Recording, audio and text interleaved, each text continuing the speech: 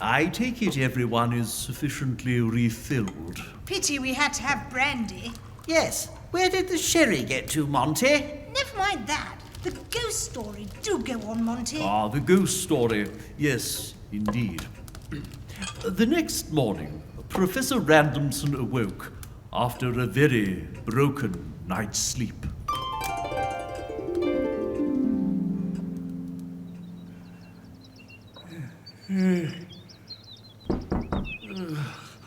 Come. Good morning, Herr Randomson. I have some water for you. It is here in this complimentary bucket. How kind of you, Herr Stoffgart. And this morning it has even been heated and at no extra cost. Please enjoy your ablutions. Splendid. Very kind of you to deliver it personally amidst all your other duties. But would you be a good chap and pass me my dressing gown? Of course. Did you have a good night? Well, someone did, I'll wager. Excuse me? Nothing. Look, sorry to be a frightful bore as you've been so kind, but I must request, can you instruct your staff not to move my luggage about without my permission? It's very disconcerting. We do not move our guests' luggage without their express permission. Well, nevertheless, my portmanteau is missing. Eric Forkbeard will occasionally eat the small bags, or pets, some children, but never a portmanteau, so it cannot be missing. I rather think it might be. Well, let us put some more light upon your situation. You see, it should be right there on that, Threshold by the wall? Where it is, exactly? But last night it, Yes? Well, last night around midnight, I went to my portmanteau, and I swear it absolutely wasn't there. Not on the trestle. No, the trestle wasn't there either, just the wall. Nothing but the wall, bulging in, closer than ever. Herr Randomson, have you been buying the naughty Dutch mushrooms from the vendor in Hout? Because... No, I was as clear-headed as I am now. I remember distinctly. I went to my portmanteau because I was in desperate need of a handkerchief or two. Ah, will you be requiring the clean sheets this morning, Herr Randomson? No, that's most kind, but... No! I was seeking to put the handkerchiefs in my ears to deaden the terrible thumping emanating from next door. Oh. Will somebody else be requiring clean sheets this morning? I couldn't say. You'll have to inquire in 3.1415926535889. Excuse me? Look, it doesn't matter. Look, just please don't move my portmanteau again. Of course. Consider it done. And not done. Will you be requiring the extra coffee again at breakfast? Yes, absolute oodles of the stuff. Very good. We will see the Professor and the Millie Bunt at breakfast, which does not open until 8 a.m. Please do not be there early. Good day. Good day. Extraordinary fellow. Must be one of the mates. Oh, for heaven's sake, what now? Come. Herr Stoffgart, I really must say... Oh, Morning, Professor. Millie. I thought you were someone else. So did I. Huh?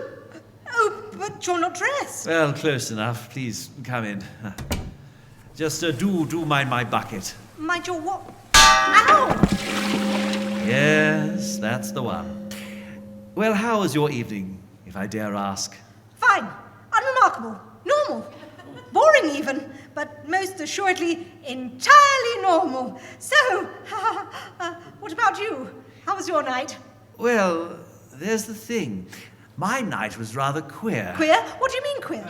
Who said anything about anyone being queer? Straight as a die over here, men only for me. Love 'em, chaps. War, I say. Are you feeling quite well? Perfectly well and heterosexual, thank you very much. So, what happened? Well, when I came back here last night, I was surprised to find how much smaller the room seemed. Seems perfectly all right to me. It is definitely bigger first thing in the morning. Don't all men say that? Yes, well... However, there may have been an issue also with my portmanteau, but I'll tell you about that over breakfast. Here's the thing. I doubted I would immediately sleep due to, other people's activities. So before closing the curtain, I lit myself a cheeky little cigarette, poodled over to the window, the right-hand window that is, and looked out onto the street to enjoy a naughty nocturnal lunt. Now, notes the tall building opposite. With the large spaces of dead wall. That's the one.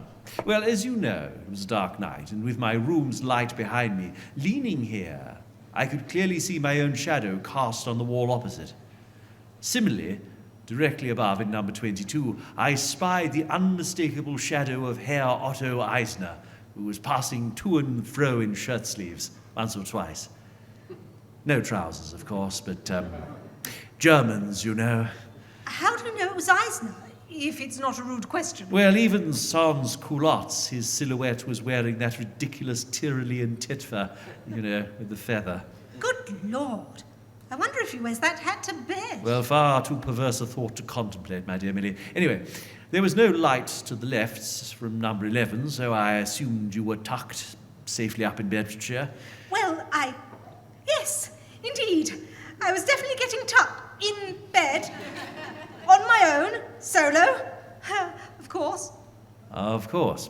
But to the right, and this is where it gets rather more intriguing, the occupant of number 3.1415926535889, if you'll forgive the gross abbreviation, was, like myself, leaning on his elbows on the windowsill, looking out onto the street.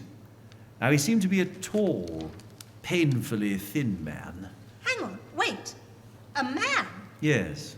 A thin man? A wafer thin, yes. Next door. Definitely to the right. As far as Genghis Khan, yes.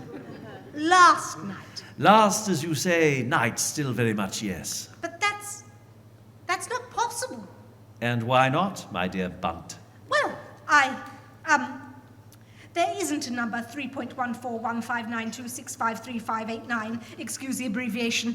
The room to the right is number 14, and that's Sir Arthur Ramblish. And he's not a thin man, he's... A bit of a tub? No, well, yes, but he's certainly not thin. Oh, but this was the shadow of a thin man. Unnaturally thin. At first I thought it might be a woman, but they were definitely wearing trousers, which makes such a nonsense a physical impossibility. What's more, their hair was cropped but expansive, wilder than the hair of any woman I've ever encountered. Also, and I clearly marked this, when they turned a third to profile, they were wearing glasses, large, seemingly impenetrable glasses, which at no point did they remove. But she doesn't wear glasses. Who doesn't? Nothing. Please continue. Well, whoever they were, they must have been possessed of a blue lampshade, and the lamp must have been flickering very much. There was a distinct pulsing up and down of a blue light on the opposite wall. And I craned out a little to see if I could make out any more of the fellow directly. But beyond the smart, white, turned-down cuff of a shirt overspilling the arm of, well, arguably the tightest black jacket I've ever seen, I could make out little of the figure. Then came a distant step in the street, and its approach seemed to recall number 3.14, etc., etc., to a sense of his exposed position. Very swiftly and suddenly he swept aside from the window, and his blue light pulsed out. Anyway, by then my poor cigarette had all but given up the ghost, so I stubbed it, laid the end of it to rest upon the windowsill, and went to bed. I think you may be imagining things. How so? Well, you're definitely wrong about some details. Such as? You say you were smoking in the right-hand window. Definitely. And you laid your cigarette upon the sill. Indubitably. Then where is your cigarette end? Well, it's clearly, oh. Here, in the middle window.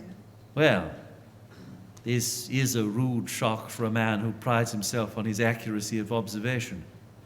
How that could possibly have escaped me last night, I do not pretend to understand. I could have sworn 10 times over that I had been smoking at the right-hand window, and yet, indeed, here is my cigarette end, resolutely dressing to the centre. How excruciating. Well, if you'll excuse me, I think I need to wash and attend to my toilet. I clearly cannot think in a dressing gown. How Sherlock Holmes purports to manage it, I cannot tell. Deductive reasoning requires a waistcoat and a necktie at the very least. Or so is my experience. Well, that's probably why we get on so splendidly, eh, Millie? What do you mean? Well, during the day, you wear a necktie and a waistcoat quite religiously. Yes, a lady's necktie and a lady's waistcoat. I really wouldn't know the difference. Are you suggesting, Professor, that I am in any way mannish? No, it's just... I'm all woman, do you hear? I'm sure you are. I'll see you downstairs at breakfast. Good day. And I don't even own a pair of sensible shoes. Well, I wonder who's got into her.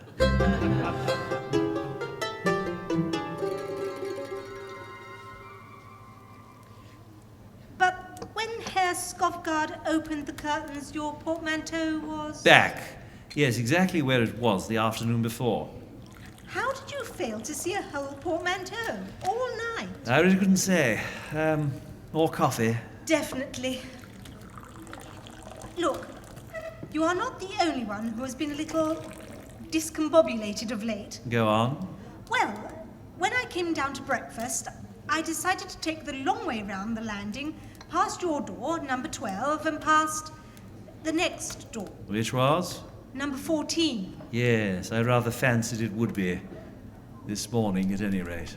There were, outside number 14, left for the boot boy, I suppose, a pair of gentlemen's two-tone brogues. Ah, dear Sir Arthur. Indeed. Well, Millie, what must you think of me? The door number, the portmanteau, the cigarette butt. 3 stupid mistakes in 12 hours. Far too much for a methodical, accurate-minded man. Maybe I should retire. Grow begonias. Lovely flowers, begonias. I also, this morning, took the long way around the landing to be sure. And I concur, the next number to 12 is indeed 14. Two-tone brogues and all. Even saw Sir Arthur at his door picking them up. There is no number 13. Or anything else numerically unlikely for that matter, not on the entire landing. No, there wasn't. I'm awaiting your I told you so. Well, there would be an I told you so, but I'm feeling generous. So, what next? Ah, well, the Rigsarkiv awaits. I'm sure Mr. McScrofula will have a suitably warm welcome prepared.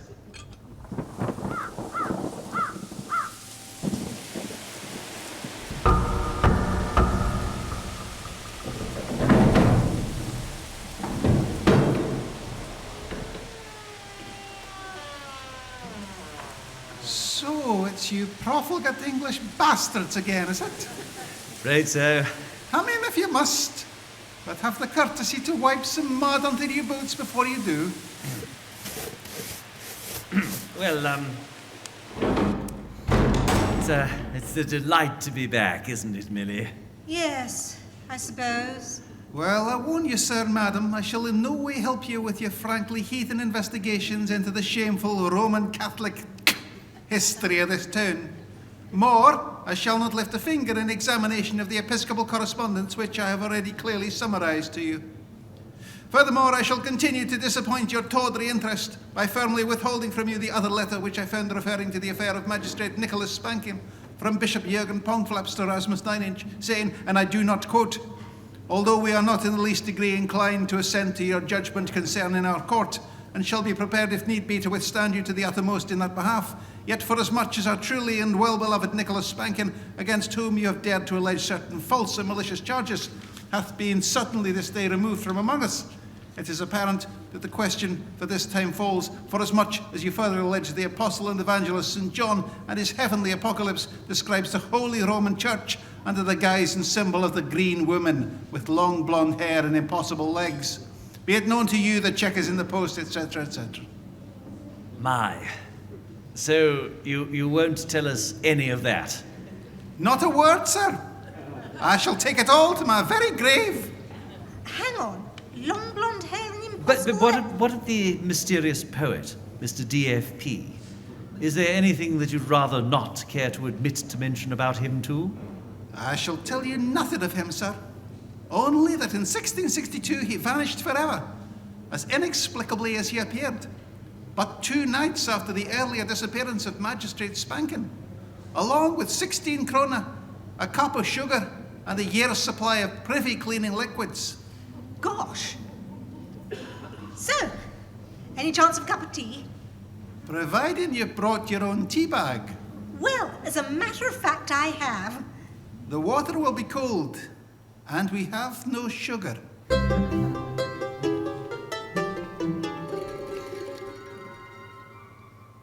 And so, with yet more questions reeling in their minds, Professor Randomson and Miss Bunt returned to the Inn of the Golden Ratio, where they passed an uneventful afternoon in number 12, transcribing naughty drawings of Nordic Reformation penises.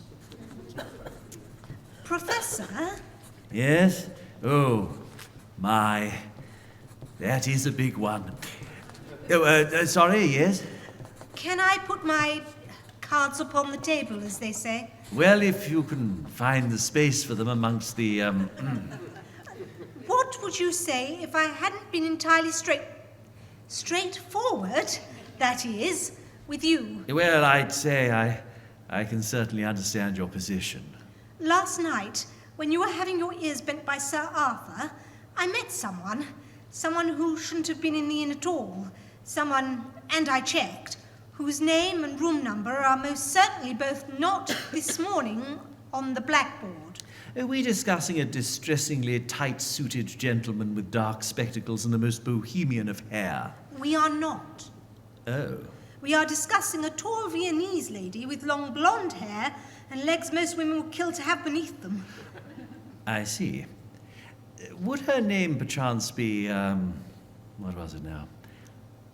Kitty Schrödinger. Yes. And would it interest you to know I saw her last night go into a room directly to the right of yours, with a room number beginning 3.1415926535889? Question. Yes? Saw her go into the room or followed her into the room? Oh, what must you think of me? I really am the most unspeakable bunt. Oh, there, Millie. No, not at all. I think you're a lovely, bunt. Do you really mean that? Of course I do. I can say without a shadow of doubt you really are the most agreeable, bunt I've ever come across. But I spent an evening with... Yes, I know. And of all the people in the universe, my dear Millie, I'm hardly in a position to cast stones. You say the nicest things. Not really, but thank you anyway. Look, might I ask just 2 tiny, impersonal questions? It depends what they are.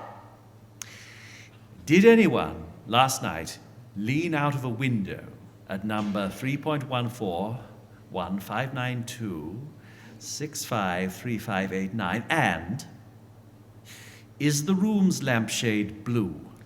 Definitely no. Not the window. And green. Green? Her room is green as the absinthe fairy. Fascinating. It's also perfectly circular. Excuse me? I assume we're still referring to... The room, yes. Yeah. Number 3.1415926535889. Inside it is a perfect circle. What exactly are we doing here, Professor? Oh, my dear Millie, we are cataloguing the Rigsarkiv. I mean, why are we staying at this inn? There are a dozen better hotels in Biborg. Oh, this booking was arranged for us. By whom? By the master of Penrose Trinity. The master? That voice of his always terrifies me. Oh, you're not the only one. It is rather deep and booming.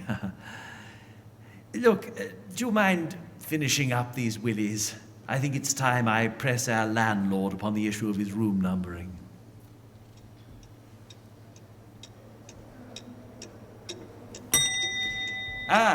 Good afternoon, Herr Stavgard.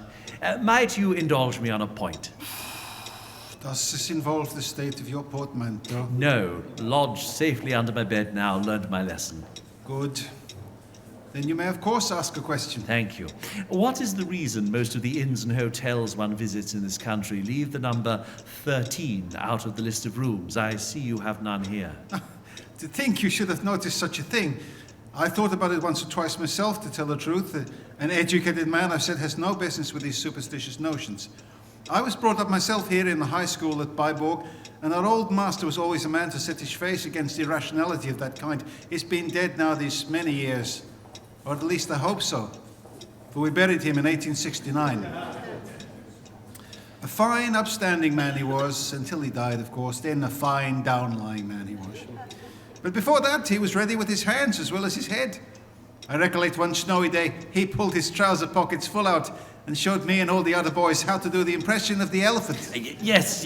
Whilst a charming recollection this unprocessed childhood trauma must be, I'm a little more concerned with more immediate issues. To point, you don't think there is any particular objection to an inn having a number 13 or even something more irrational?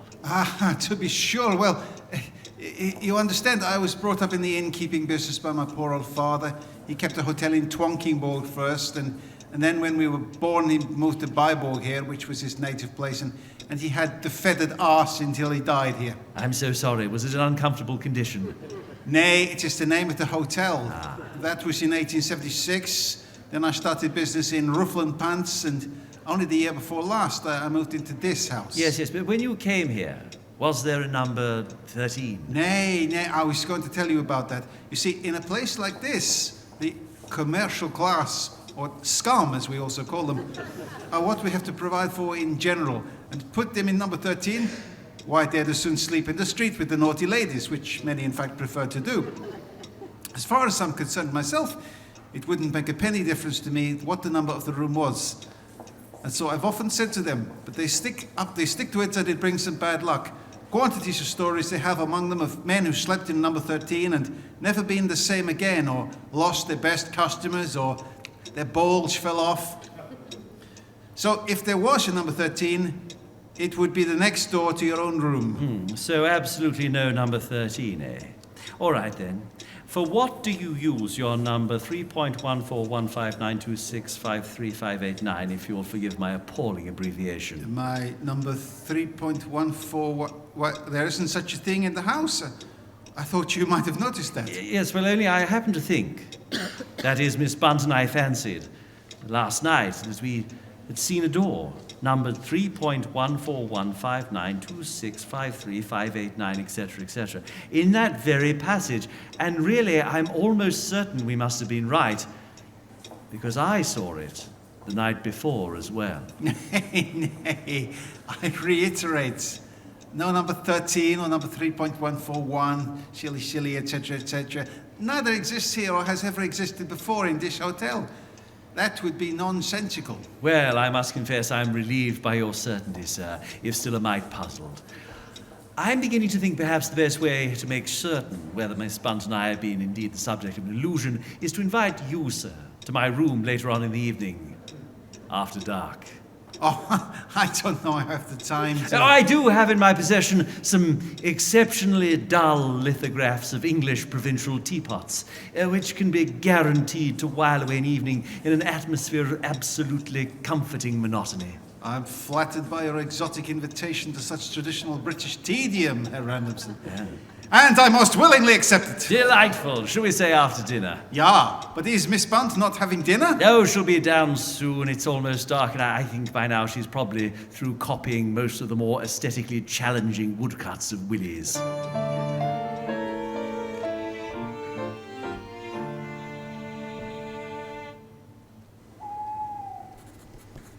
Oh dear, what a horribly gnarly one. Better stop, Bunt. The light's almost completely gone, and to be frank, one is feeling an increasing sense of, how shall one put it, claustrophobia. Maybe it's the willies. As if the walls... Oh, good Lord! Only 2 windows. The Professor wasn't making it up. And a curved wall, which means perhaps, just perhaps... And in the undeniably contracted space of number 12, Miss Bunt now became aware of, out of the right-hand window, which, yes indeed, but moments before had been the middle of 3, a red light flickering like the very fires of hell. What in the name of Topsickery's sparkly ballet tights? As Miss Bunt crossed to the window, she studied the dead wall opposite and the shadows dancing upon it. For it would seem that whomsoever was currently inhabiting the mysterious room 3.1415926535889 was in the habit of giving vent to his animal spirits when alone. Is he dancing? For indeed, the shadow from the next door room evidently was. Again and again his thin form crossed the window. His arms waved and a gaunt leg was kicked up with surprising agility. He seemed to be barefooted, and the floor must be very well laid, for no sound betrayed his movements. Miss Bunt watched in fascination.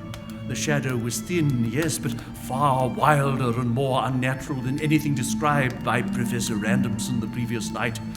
The hair looked mad, certainly, but far more moth-eaten. The clothes, rags, not the tight tailored suit described by her colleague, and this figure seemed far too wild and elemental to own anything as mundanely ubiquitous as a pair of spectacles, however darkly tinted. At this point, Miss Bunt came to a decision. Right. I've jolly well had enough of all this nonsense. Let's find out who you are, sir.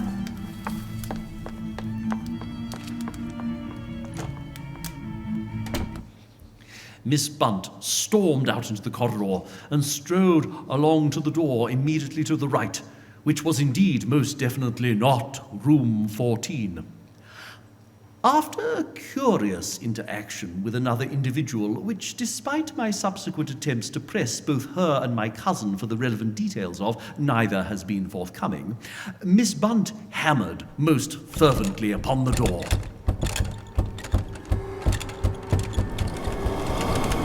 You are the most infuriating idiot ever!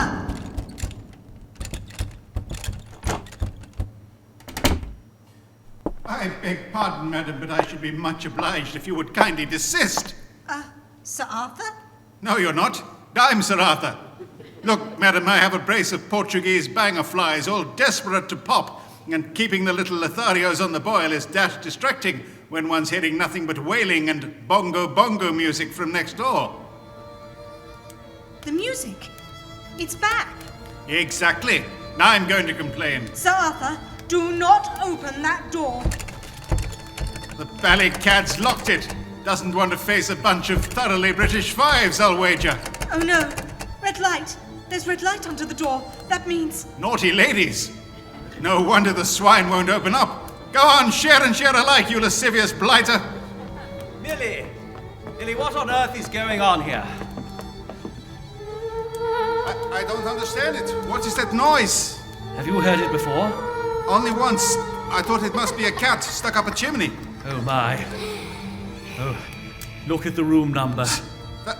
That's impossible. No, just very, very irrational. Where is it? Who is it? Am I going out of my mind? Surely, Mr. Randomson, this is your room. No, I'm next door. No, I'm next door. Yes, but I'm the other next door. Oh, do be quiet, the pair of you. I'm the other next door. Room 12. Sorry, Millie. So what number is it? Oh, good Lord. Oh, not again. So, you've seen this too? Impossible. Impossible. I knew this hullabaloo was coming from the room next to mine, but... This morning, Sir Arthur, was there no door between yours and mine? No, sir. At least, not this morning. But each evening. I'm not sure. Is it number 3.1415926535889 you see? Yes, and so much more besides. How do those endless numbers fit on that brass plaque? And yet somehow they always do. Look, there's your door and there's mine. On either side, yes. Tell me. My room has 3 windows in the daytime. By George, so has mine.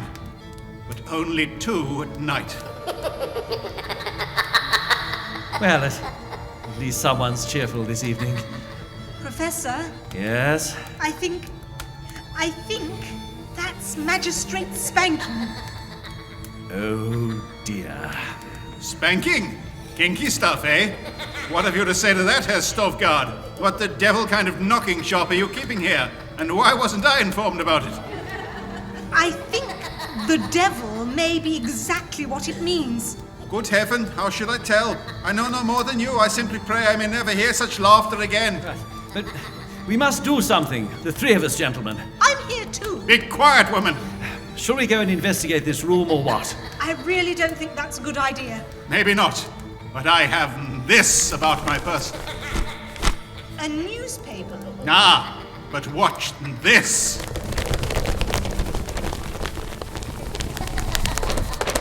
What have I got now, eh? A rolled up newspaper. Yes, but it's the Telegraph. And that's all an Englishman needs to give Johnny Foreigner a good stiff thrashing. And what's more, I've even done the crossword. Millie, much as it pains me to say it, I think Sir Arthur is right. At least partially. His obvious mental instability aside. We must investigate. No, we mustn't. No time like the present, then. Right, you blighter. Still locked. Open up, you bally coward. Herr Stovgard, I think we need to break this door down at once. Then I should go. To fetch men? No, I need to have a wee. Is this the Danish courage I've heard so much of? It isn't a German in there, and even if it was, we're 3 to 1. 4 to 1? No, girls don't count. And even if they do wear sensible shoes. These are not sensible shoes. They've got at least a 2-inch heel. Stop it! We mustn't lose our heads. We will break down the door, but we'll be careful not to go in when it gives way. Yes, we don't want to get ambushed in there, like General Custer, surrounded by all those Zulus. What? Herr Stovgard, will you go and fetch the strongest servant you have in the place? I shall fetch Eric Forkbeard. But he's a moose. Yeah, but he's still the strongest servant I have in the place. I shall just be a minute. Millie, I fear we must see this through. Oh, Professor. Yes? Look at the door handle. Good grief. Sir Arthur, get away from that door! Look out! Good God! It's got him! Whatever it is! Unhand me, sir! Unhand me, I say! Remove that grey-hairy talon from me, Harris Tweed, pronto! And I've got the full Sunday supplement here, and I'm not afraid to use it! Take the blighter! Well done, Sir Arthur! Don't get tangled up in his shroud! You've got him on the ropes now, sir! Now, I've got you now! Come on! Use the letters page! It's always the most unyielding! Capital idea! Take these unsolicited British opinions, you scurvy foreign blighter! Got him! Right in the comments section! Quick! Close the door!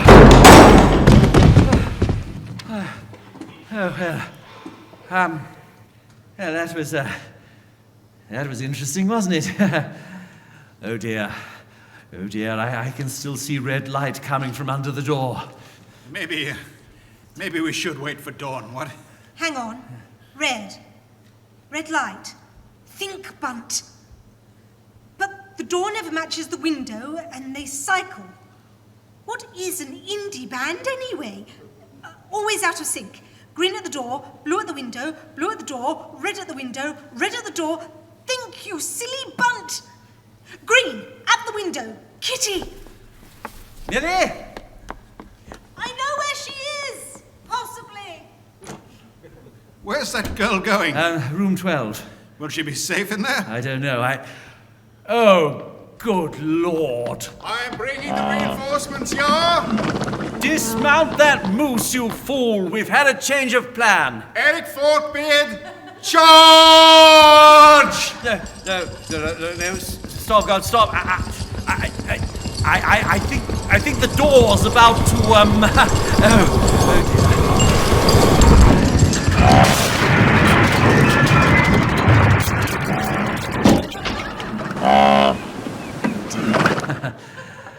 Does anyone know how to remove a moose from lath and plaster?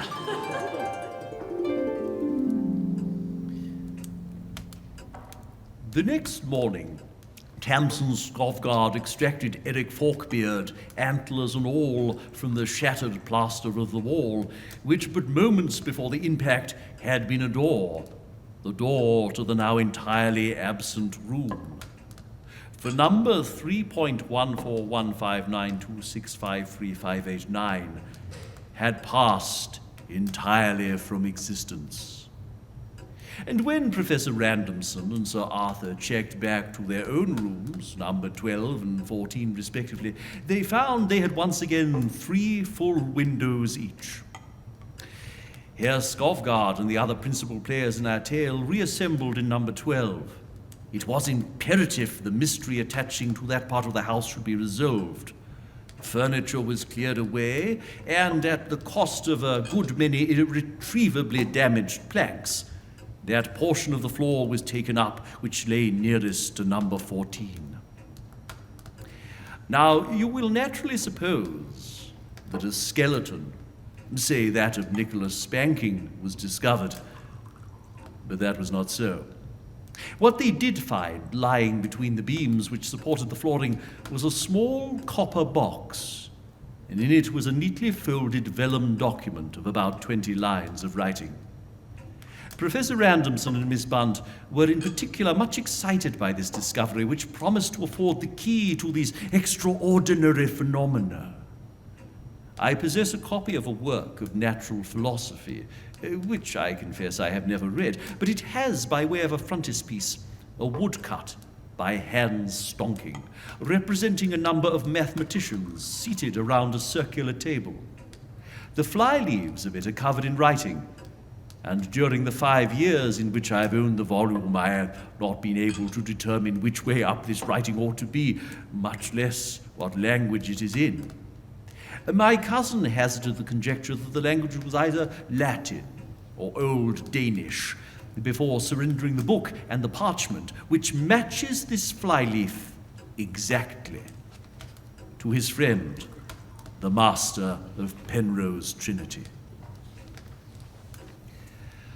And that, I sincerely hope, concludes the sad tale of Nicholas Spanking.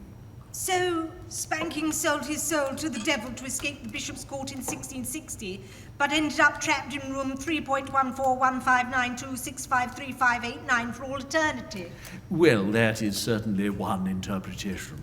I suppose the Inn of the Golden Ratio had once been the bishop's house back in the 1600s, I mean. Well, so my cousin most surely believes. But what about Kitty Schrödinger and the mysterious man in the dark spectacles and the tight suit? How did they fit into all of this? Yes, Monty, what happened to them? Do tell.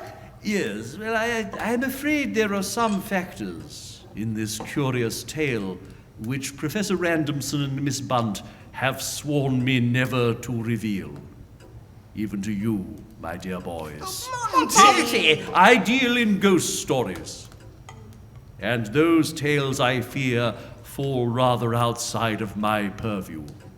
But it was a super tale. Benson would have loved it. Wait a mo. Where is Benson? And the sheriff? Well, I suppose he, saved by the bell.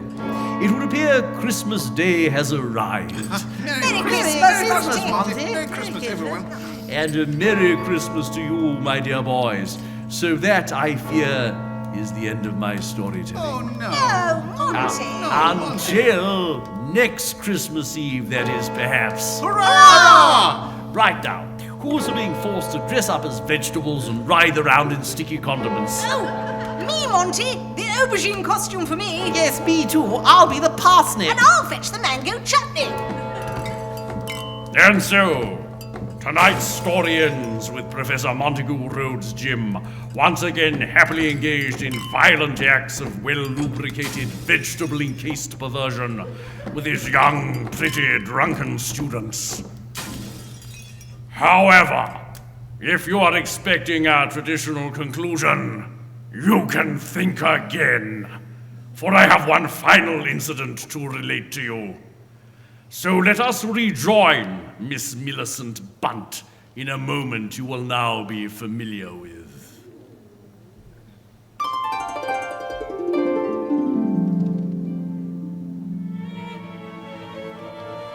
What in the name of Tupsicker's sparkly ballet tights? Is he dancing? Right, I've jolly well had enough of all this nonsense. Let's find out who you are, sir.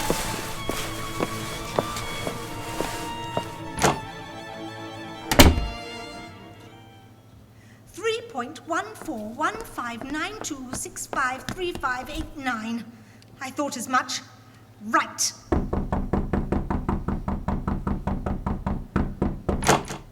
Sir, I demand to know what's going on. Evening, love. Nice frock. You're not room service, but I could really do with a cup of sugar. I've got the cup now. Have you been dancing and playing hellish music? Yes, but not recently. I may have indulged in a bit of Belgian jazz, but no. I think that's the bloke in the other 3.14, etc., etc. you'll be wanting to complain to. The other? Hey, I did write a complaint myself, in verse, as I am a published poet. So you can have this one for free. When I return to my hotel at 10 o'clock p.m, the waiters think I am unwell. I do not care for them, but when I've locked my chamber door and put my boots outside, I dance upon the floor all night. And even if my neighbours swore, I'd go on dancing all the more, for I'm acquainted with the law. And in despite of all their jaw, their protests I deride. And I care not if doing this may cause them great affront, because when it comes to courtesy, I am a hellish... Now look here.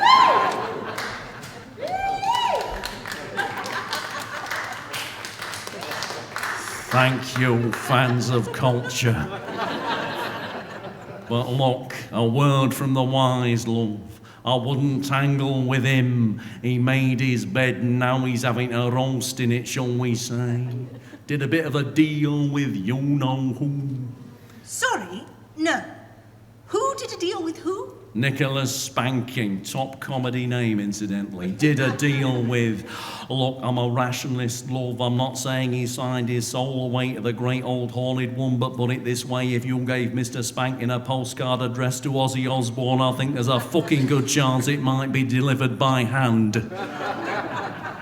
Ozzy who? Sorry, love, that reference is a bit premature. Pardon me, but do you have a red light in there? No, blue, see for yourself. It's completely different. Still circular, but completely redecorated. Look, it's all a bit complex, I concede. Who's that by the desk? Oh, hello. Are you Millie Bunt? Yes, that's me. Oh, I must say you're a jolly exciting supporting character. One of my favourites so far. What do you mean, supporting character? Sorry, Monty's not always very thorough when relating narratives with ladies in them, which makes you something of a novelty. A novelty? Now look here, you young shaver. It's not all bad. You're taller and quite a lot prettier than I'd imagined. Monty didn't really bother to describe you physically. To be honest, I thought you'd be rather frumpy and definitely, wear sensible shoes. Oi, stop flirting, Benson. She's spoken for and you've got a story to write. Am I spoken for? A story? Oh, yes, rather. I'm writing a story about a man who grows up dreaming over and over and over again with increasing dread about a room in a tower. And then, guess what? He has to stay in the room in the tower, and something utterly horrid and totally inexplicable happens that night in the room in the tower. I'm really super pleased with the story so far, except, Except? I still can't think of a title. Oh, well, why not call it The Room in the Tower? What a ripping idea. I shall! Well, that's a relief. There could have been serious causal repercussions if he went with my suggestion. Which was? Die Hard. Right, we've got to find that cup of sugar. I'm not saying the fate of the universe depends on it as a punk poet of a natural resistance to hyperbole, but the fate of the universe depends on it. The clock is ticking, and so far we've only collected one Brian Cox. I've absolutely no idea what you're talking about. Don't worry, I'm only partially on top of it myself. Oh, if only Merv was here. He's the one who really understands these temporal shenanigans. Who's Merv? Mervyn, he's the brains of the outfit. Dr. Parker, I don't want to worry you, but I think the room's getting ready to, Right, we've got to get going. We've got to pick up that sugar elsewhere, and I've got to get Lord Snooty here home. But what about... What about? What about Kitty Schrodinger? Oh, the girlfriend. Good point. Well made. Almost forgot. Right, Miss Bunt. Take this. What's toilet duck? Oh, sorry, that's mine. I feel one of my throats coming on. No, I mean, take this. A cafe matchbook? But I don't even smoke. It's the cafe that's important. Full instructions, date, time, correct door to open, all transcribed within. Good luck, don't fuck it up, because I'm a bit of an old romantic at heart and I like a happy ending. Now, the next time this door opens, it'll be the red room. And we don't want this going all Twin Peaks. So, do not, I repeat, do not open the door of 3.14, etc. once you see a red light flickering around it. What about the window? Oh, you're a smart one. Merv would love you. Now, from the outsider perspective, the window never matches the door and they all cycle through, but they're perpetually out of sync, like a shite drummer in a shite indie band that's shite. Trust me, I'm a doctor of literature. But who are you? I'm Don Fletcher Park, baby. Yeah. Bye-bye. You are the most infuriating idiot ever!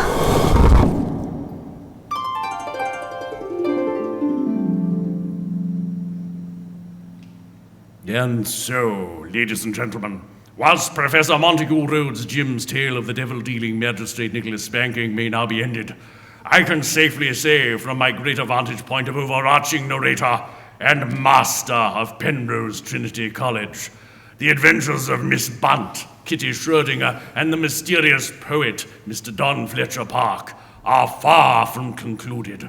But they are tales for other times. So for now, I bid you all good night.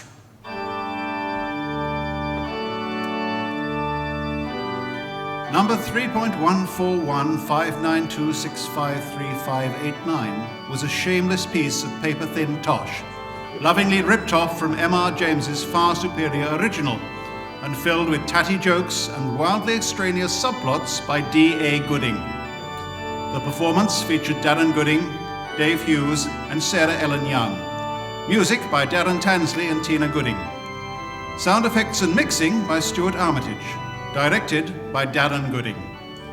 The show was recorded at Colchester Arts Centre and is an I Hear Voices Theatre Company production.